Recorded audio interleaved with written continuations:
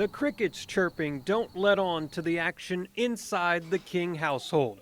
It's before dawn, but the kids are stirring, all 10 of them. There's Malachi, 8 years old, one of the first at the breakfast table.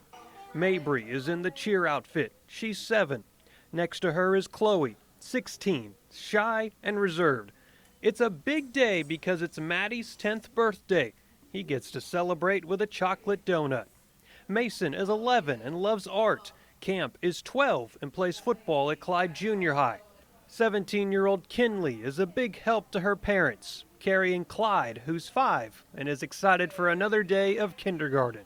15-year-old Kyler is already at school for volleyball practice, and the oldest, Carter, is off at college in Iowa. 10 of them in all, 11 when you count 3-year-old Winter, a cousin who's staying with them for a while. Chris and Tracy King had 4 kids themselves and then decided to adopt 6 more along the way. We didn't set out to have 10 kids or anything like that. You know, when you go through all your premarital counseling and everything, never was there ever a, hey, we're going to have 10 children. It just kind of happened in the circumstances that you know, the Lord led us into. I think that God has called all of us to be in some way a part of loving children and loving families in need, loving biological parents in need, and all of that. And so we hope that we are planting seeds and making an impact in that way. Tracy believes there must have been some calling to help kids, even before they met each other. They are both teachers, Tracy with an online school, and Chris in his 2nd year at Clyde High School. Teaching is how they discovered there are many kids in need.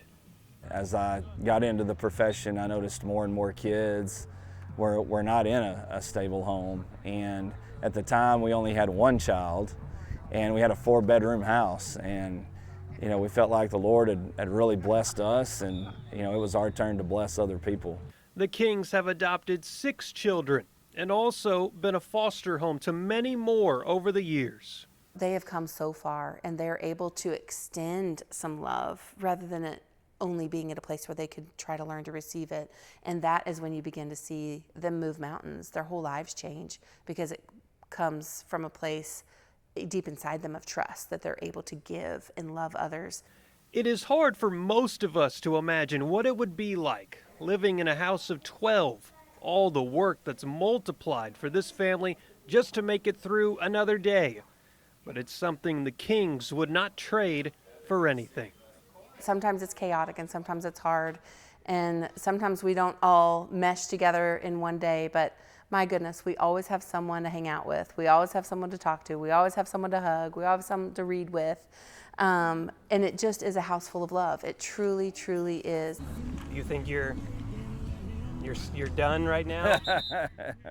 Well, I'm not getting any younger, so you know, every time I say I'm done, you know, the Lord leads somebody else our way, and so I don't know. As long as God keeps bringing them, we'll take care of them and we'll love them.